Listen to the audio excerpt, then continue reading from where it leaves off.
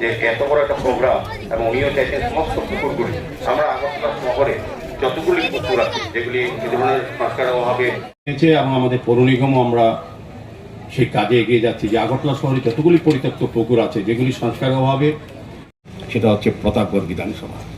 ভাবতে অবাক লাগে এখানে কমিউনিস্ট জমানায় দুর্দণ্ড। আজকে আমরা শুধু এই গত 18 নভেম্বর 2025-এ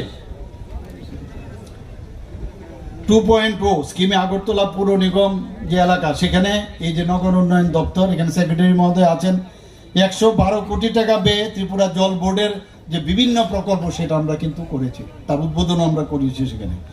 গত 30শে ডিসেম্বর বিভিন্ন প্রকল্পের যে ভিত্তি স্থাপন করা হয়েছে।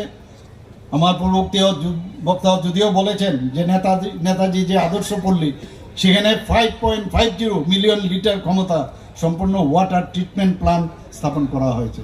আমার অত্যন্ত ভালো লাগে, আমাকে যখন বহু জায়গায় যখন নাগরিকরা আমাকে বলেন জলের আর কোনো কিন্তু এখন সমস্যা নেই, এত সুন্দরভাবে স্পিডও এত বেশি, এত ভালো জল আসছে। আপনাদের অবগতির জন্য জানাচ্ছি, আমাদের আগে কিন্তু একটা ভুল কনসেপ্ট ছিল। আমাদের এখানে এই বরফ গলে জল আসার সুবিধা নেই। আমাদের পাহাড়ের মধ্যে যে জল,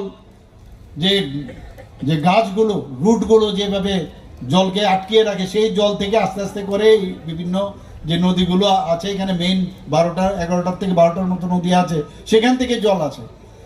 আমাদের অন্যান্য রাজ্যের মতো না, কিন্তু ভগবান সব কিছু দেন।